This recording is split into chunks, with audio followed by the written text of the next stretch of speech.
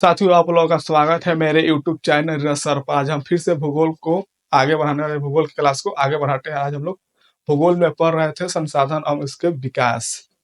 हमने पिछले वीडियो में पढ़ा था समाप्त के आधार पर संसाधनों के प्रकार। हमने उसमें देखा कि नवीकरणीय अनवीकरणीय दो प्रकार होते हैं संसाधन के।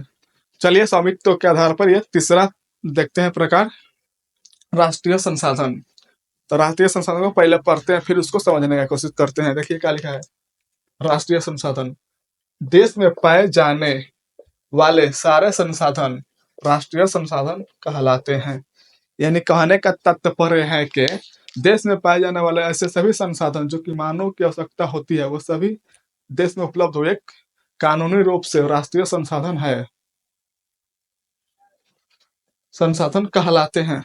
आप लोग देखते ही होंगे कि यानी कोई भी सरकारी कार्य होता हो, आपका निजी जमीन क्यों नहीं, लेकिन उसका सही मुआवजा देकर सरकार वो जमीन आपसे ले लेती है, क्योंकि वह देश हित के लिए, भलाई के लिए वो कार्य करते हैं, जिसके कारण देश के भीतर जो भी संसाधन उपस्थित होता है वो कानूनी रूप से राष्ट्र विकास है, तो वो किसी भी व्यक्ति का निजी संपत्ति चाहे कहे न हो, उसको एक सही मुआवजा के साथ ले सकती है और वो राष्ट्र के विकास में लगा सकती है। इस प्रकार देश में उपस्थित सभी संसाधन एक राष्ट्र के संसाधन के रूप में देखा जाता है। ठीक है, चलिए अब संसाधन के चौथे प्रकार की ओर चलते हैं और देखते हैं।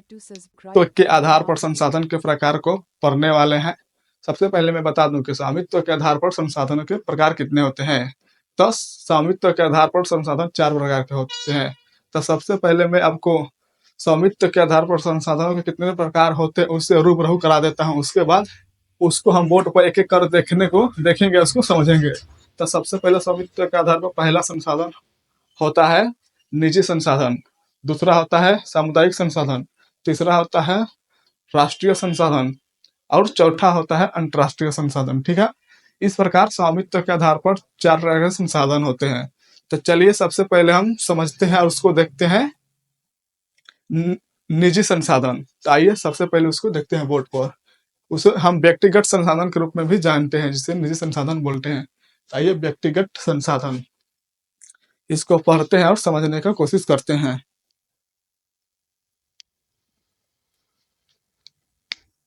जिन संसाधनों का स्वामित्व निजी व्यक्तियों के हाथों में होता है, यानी कहने का आशय है कि वैसे संसाधन जिस पर किसी निजी व्यक्ति का ही हाथ हो, यानी उस पर अधिकार हो, उस पर किसी अन्य व्यक्ति या समुदाय का नहीं, वो किसी खास ही निजी व्यक्ति का हो, और ऐसे संसाधनों को व्यक्तिगत संसाधन कहते हैं। जैसे एग्जाम्पल देख सकते हैं, भूमि और मकान।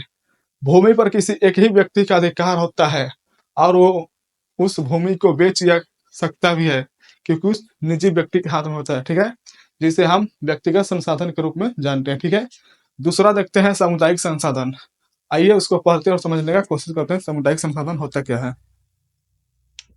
सामुदायिक संसाधन, जिस संसाधनों का स्वामित्व समुदाय के सभी समुदायों को उपलब्ध होते हैं, यानी कहने का तात्पर्य है सामुदायिक संसाधन वैसे संसाधनों कहते हैं जिस संसाधन पर सभी समुदाय के व्यक्तियों का हाथ हो।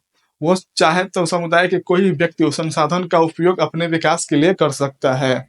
एग्जाम्पल के लिए चलिए देखते हैं एग्जाम्पल क्या है। जैसे सार्वजनिक पार्क, खेल का मैदान। आप देखते हैं कि एक सामुदायिक रूप से सार्वजनिक पार्क को बनाया जाता है, जिसमें समुदाय के कोई भी व्यक्ति उसमें जाकर घूम फिर सकता है। उसको उसमें जाने से किसी प्रकार का रोक टोक नहीं होता है, वो जाएगा आराम से घूमे फिरेगा। खेल का मैदान, आप लोग देखते हैं कि हर गांव में एक सामुदायिक रूप से खेल का मैदान होता ही है, जिसमें जाके उस गांव के बच्चे उसमें स्वतंत्र रूप से खेल सकते हैं, उसमें किसी प्रकार का कोई बाधा नहीं होता है। ऐसे संसाधनों को हम सामुदायिक संसाधन कहते हैं।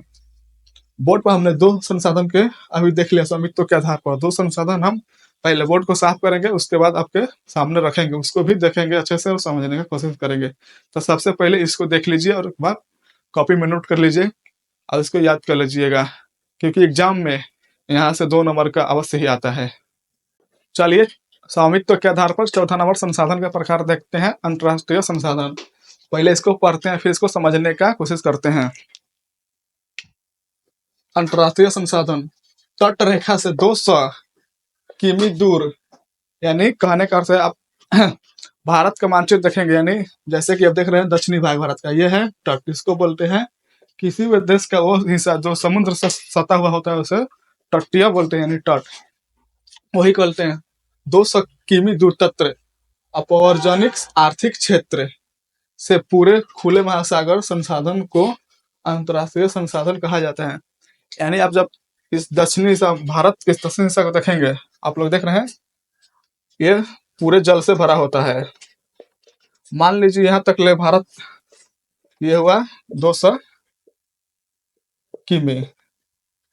आप जो ये हिस्सा देख रहे हैं, मान लीजिए इधर भी जल है, लेकिन आप जो भारत से यहाँ तक हिस्सा देख रहे हैं, इस हिस्से पर भारत का पूर्ण रूप से अधिकार होता है। वो इस हिस्से में जो चाहे वो कर सकता है, वो अपने संसाधन को निकाल सकता है या कोई भी कार्य ऐसे जो कि देश के आर्थिक हित के लिए वो कर सकता है।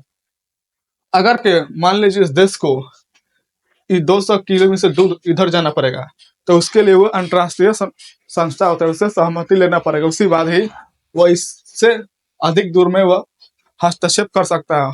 अन्यथा इससे ज्यादा दूर जाना किसी भी देश के लिए वर्जित होता है।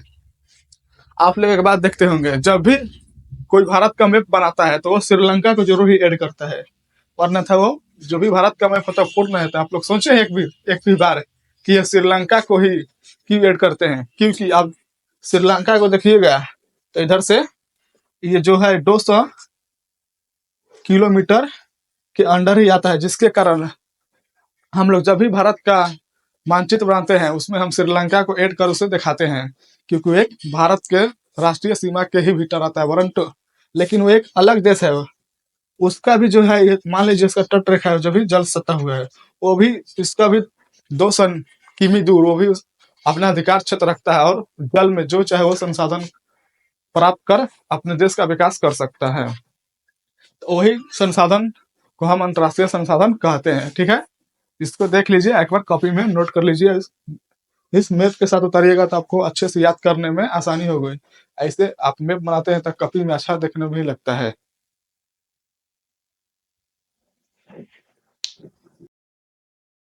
अगर आप हमारे चैनल पर नए हैं तो सब्सक्राइब करना ना भूलें।